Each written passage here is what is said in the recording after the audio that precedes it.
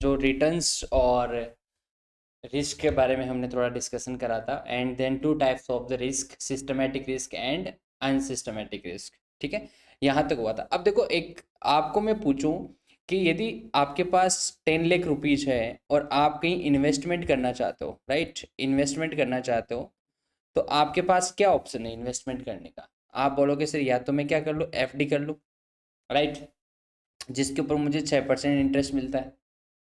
Understand, जिसके ऊपर 6% interest मिल रहा है, that is our risk free. कि सर मेरे को यहाँ पे कोई रिस्क भी नहीं है, तो इसको हम बोलेंगे रिस्क फ्री रेट। अंडरस्टैंड, है ना? ये हो गया। लेकिन दूसरा ऑप्शन है कि आप कहीं डेट में लगा दो पैसा, किसी को लोन दे दो। जो मार्केट रेट होती है हमारे पास, जो हमारी मार्केट रेट होती है, भाई डेट के ऊपर लगाओगे नियर बाय आपको 10% मिल जाएगा। ऐसे होता है क्योंकि आप risk free rate of return लगाओगे तो सिंपल सी बात है कि वहाँ पे रिटर्न भी कम रहेगा। बट जहाँ डेट पे आप रिस्क वाली जहाँ पे रेट इन्वेस्टमेंट करोगे कहीं पे, तो वहाँ पे थोड़ा सा आपको रिटर्न भी ज़्यादा मिलेगा। लेकिन जब इन्वेस्टर चाहता है कि मुझे एग्जैक्टली यहाँ पे मार्केट रेट 10% है और यहाँ पर risk free rate of return 6% है, बट जरूरी थोड़ी है सिर्फ मार्केट रेट जो 10% कमा रहा हूँ इसमें, इसके अंदर मेरी रिस्क भी तो इन्वॉल्व ज़्यादा है। सिंपल सी बात है।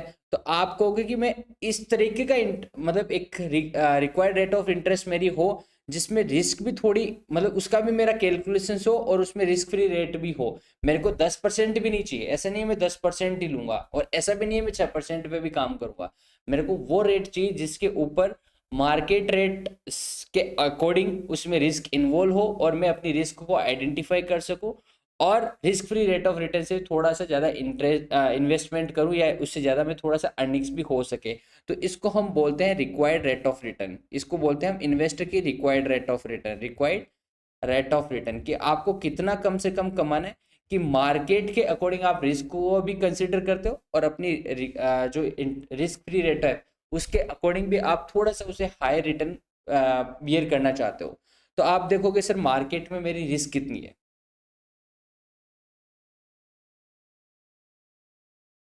यस यस, जो ये नहीं मार्केट के अकॉर्डिंग है। जैसे अपन जाते हैं कहीं पे भी एवरेज, कोई आप किसी को पैसा देते हो उधार में, तो नियर बाय हम कह सकते हैं सर मार्केट में 10% या 12% रेट चल रही है।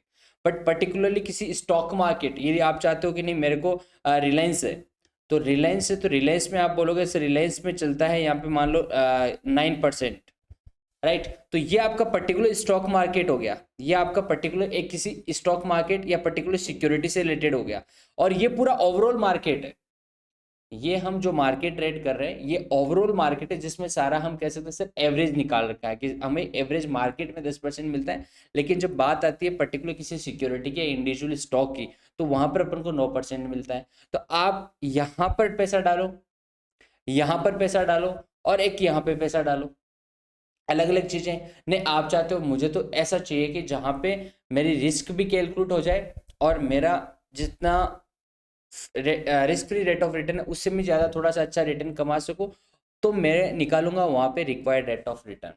और यहाँ पर अपन को पता है कि सर मार्केट और पर्टिकुलर इंडिविजुअल सिक्योरिटी, इनके बीच में जब हम कहेंगे कि सर यहाँ पर भी तो रिस्क इन्वॉल्व है, देखो तो यहाँ पर ही रिस्क इन्वॉल्व होती है, यहाँ पर बिल्कुल रिस्क नहीं है। Risk free rate of return हम जब कैलकुलेट करेंगे जहाँ पे हमारे पास बिल्कुल रिस्क नहीं है, अपन यहाँ इंडिया में एफडी यूज करते हैं, यूएस में यूएस ट्रेजरी बिल हम यूज करेंगे, कि यूएस का ट्रेजरी बिल आप ले लोगे तो वहां पे आपको रिस्क नहीं है। तो आप कहोगे सर मार्केट में, यस क्या सर मार्केट में जो हमने सिस्टमेटिक रिस्क पढ़ी थी, तो सिस्टमेटिक रिस्क के अकॉर्डिंग सिस्टमेटिक रेट है मेरी 10%, लेकिन सर पर्टिकुलर स्टॉक मार्केट या इंडिविजुअल मार्केट के अकॉर्डिंग 9%।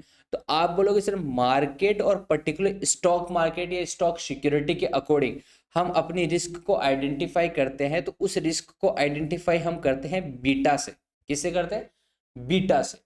बीटा का मतलब क्या होता है कि सर एक मार्केट और पर्टिकुलर सिक्योरिटी से रिलेटेड उनके रिलेशन के बीच में जो अपन कहेंगे कि आपस में बताता है कि कितना यहाँ पे रिस्क इन्वॉल्व है, दैट इज आर बीटा।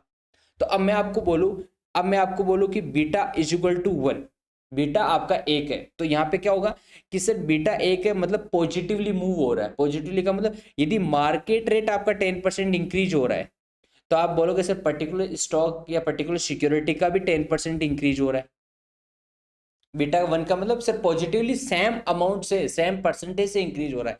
मैं बोलूँ मार्केट में सिर्फ 5% डाउनफॉल दिख रहा है, तो आप बोलोगे सर पर्टिकुलर उस सिक्योरिटी का भी 5% डाउनफॉल दिख रहा है, तो हम कहेंगे sir beta is equal to 1, कि सर बीटा हमारा बराबर है 1 है। कोई दिक्कत नहीं है, आप चाहे मार्केट में लगाओ या पर्टिकुलर सिक्योरिटी में जाके पैसा लगाओ, आपका रिस्क सेम रहेगा, तो हम वहां पे बोलेंगे सर बीटा 1 है।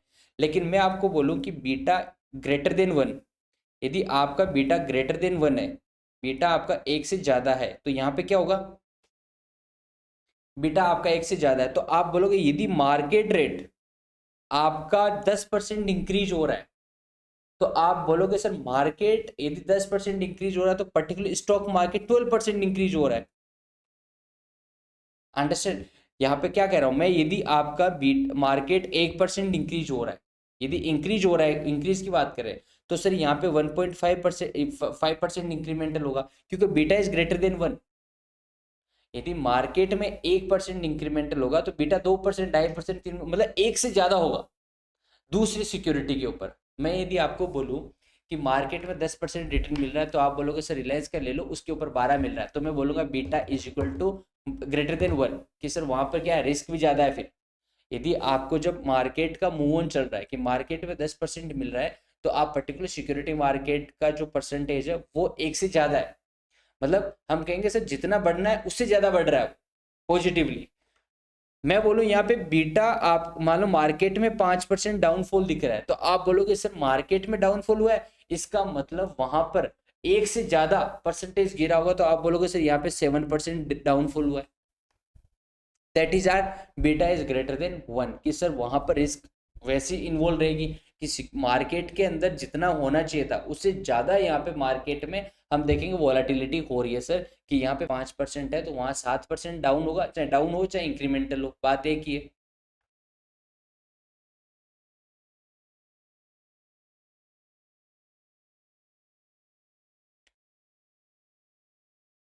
मार्केट के अकॉर्डिंग, कि सर हम ओवरऑल एवरेज मार्केट के अकॉर्डिंग देखें। यस यस,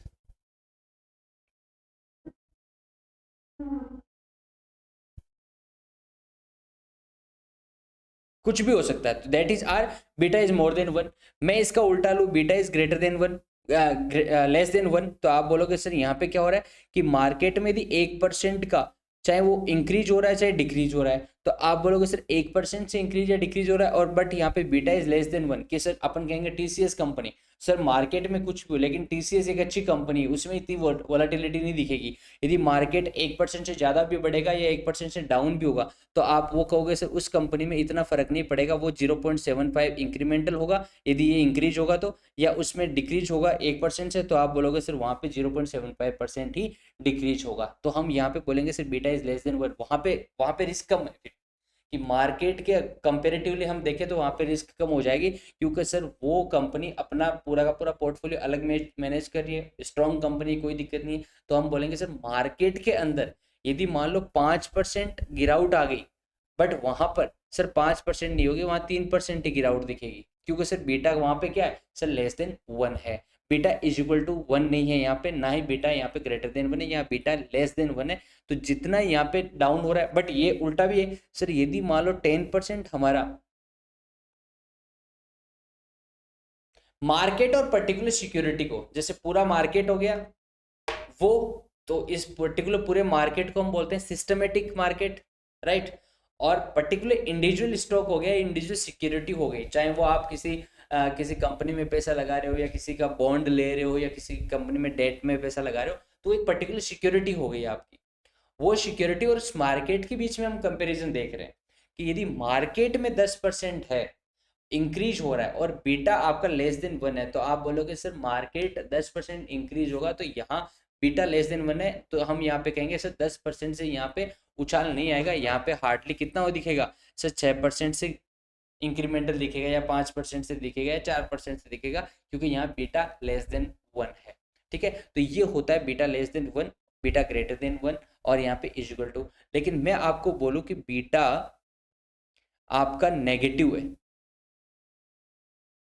बीटा आपका नेगेटिव है। नेगेटिव का मतलब कि आपका मार्केट रेट 10% बढ़ रहा है ओवरऑल। हम जैसे स्टॉक मार्केट को ट्रैक करते हैं कि यदि आपने पोर्टफोलियो ले रखा है, आपका सेंसेक्स तो प्लस में आ रहा है, लेकिन आपके कुछ स्टॉक माइनस में दिखा रखे हैं, 2% माइनस हो गया, ऐसा होता है ना।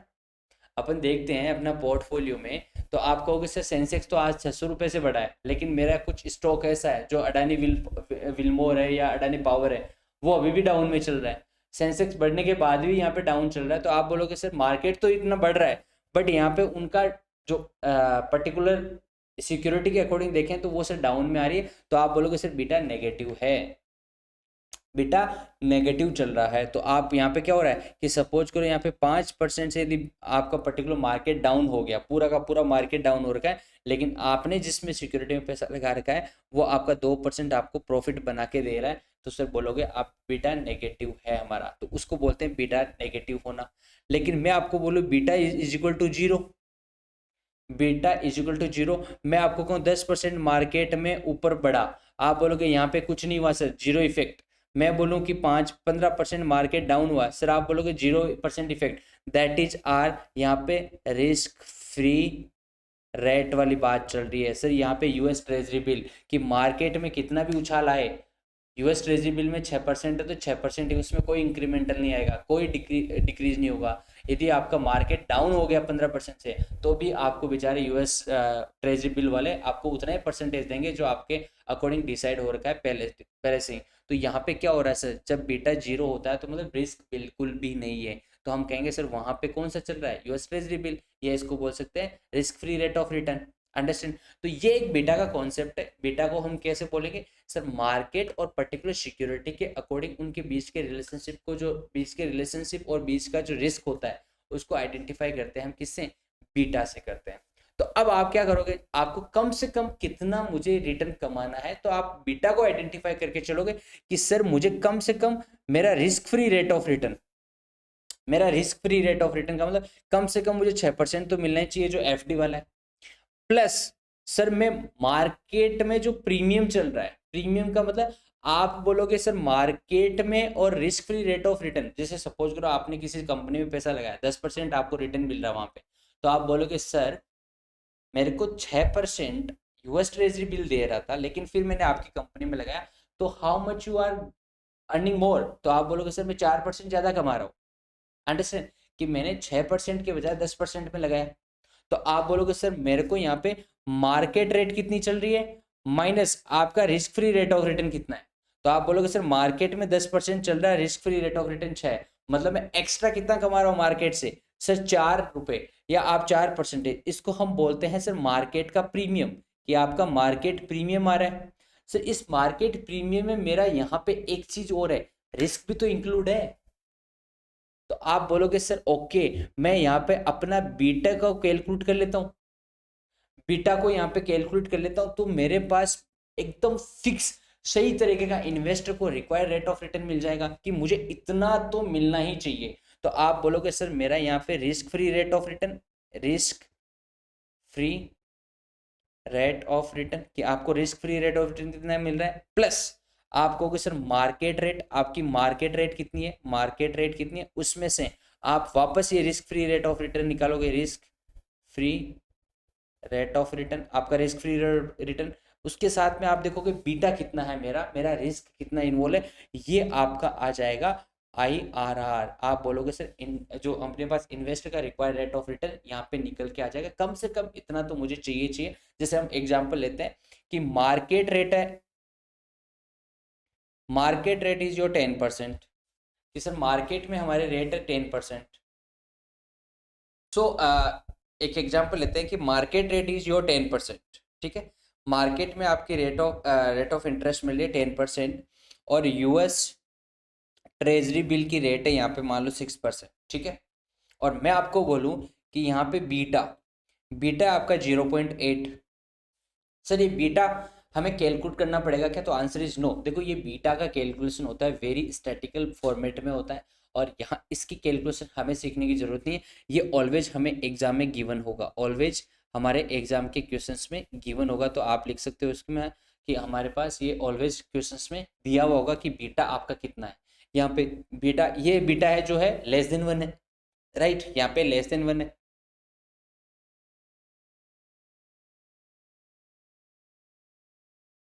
यस यस, हाँ, तो ये बीटा हमेशा आपको दिया हुआ होगा क्योंकि इसकी कैलकुलेशंस, क्योंकि यहाँ पे प्रिडिक्शंस और बहुत सारे जो एक्चुअल होते हैं, आपने सुना होगा एक्चुअल के बारे में। एक्चुअल एक प्रोफेशनल अलग से डिग्री होती है, तो वो यहाँ पे कैलकुलेट करते हैं पर्टिकुलर मार्केट की। सीएफए लोग होते हैं, वो यहाँ पे कैलकुलेट करते हैं बीटा को, कि मार्केट में बीटा क्या चल रहा है एक पर्टिकुलर मार्केट के अकॉर्डिंग और एक पर्टिकुलर सिक्योरिटी के अकॉर्डिंग। तो ये अपने एग्जाम में सीएमए में ये हमें दिया हुआ होगा। मैं यहाँ पे पूछूं, बताओ यहाँ पर आपका इन minimum require rate of return कितना होगा, रिक्वायर रेट ऑफ रिटर्न कितना होगा, तो आप कैसे निकालोगे? सर आप बोलोगे मेरा जो यूएस ट्रेजरी बिल है, risk free rate of return वो है 6%। ठीक है, वो कितना है? 6%। प्लस आप देखोगे प्रीमियम कितना मुझे मिल रहा है, तो आप बोलोगे सर मार्केट में 10% था और मुझे यहाँ पे 6% मिनिमम यहाँ मिल रहा था, 4% में एक्स्ट्रा कमा रहा हूँ। उस 4% में बीटा है 0.8 आपका इन्वॉल्व, कि आपकी रिस्क इतनी ही इन्वॉल्व है। तो अब आपका यहाँ पे निकल के आएगा जो इन्वेस्टर का रिक्वायर्ड रेट ऑफ रिटर्न होता है वो कितना होगा। तो आपको सर 10 - 6 × 0.8, तो आप बोलोगे सर यहाँ पे मेरे पास आया 3.2%, और यहाँ आया 6%, तो आप बोलोगे सर 9.2% मेरा यहाँ पे क्या निकल के आएगा, रिक्वायर्ड रेट ऑफ रिटर्न निकल के आ जाएगा। तो आप बोलोगे सर मुझे मार्केट में जो 10% मिल रहा है उसमें मैं यदि अपनी रिस्क को कैलकुलेट करके निकालूं तो मुझे मिनिमम 9.2% मिलना चाहिए, कि उस पर्टिकुलर सिक्योरिटी पे मैं इतना रिस्क बियर कर रहा हूँ। 6% तो मैं चाहूँ तो 6% में जा सकता हूँ, लेकिन तो यहाँ पे क्या हो रहा है कि मुझे मार्केट में 10% मिल रहा है, और यस, तो मार्क इसमें हमने क्या किया, पर्टिकुलर स्टॉक मार्केट की रिस्क को कैलकुलेट करके और हमने अपना रिटर्न कमा लिया, कि मुझे यदि पर्टिकुलर यूएस ट्रेजरी बिल में नहीं जाना है, उससे मुझे रिस्क बियर करनी है, तो मैं रिस्क इतने तक बियर करूंगा कि मुझे इतना रिटर्न तो मिलना ही चाहिए। दैट इज कॉल्ड अपना रिक्वायर रेट ऑफ रिटर्न। और इस रिक्वायर रेट ऑफ रिटर्न को कैलकुलेट करने के लिए इस मॉडल का नाम दिया गया है CAPM मॉडल। इस मॉडल का नाम दिया है CAPM मॉडल, कि सर हमारे पास कैपिटल एसेट्स प्राइसिंग मॉडल यहाँ पे बोला जाता है, कि इस मॉडल के अकॉर्डिंग हम अपनी minimum require rate of return calculate कर लेते हैं।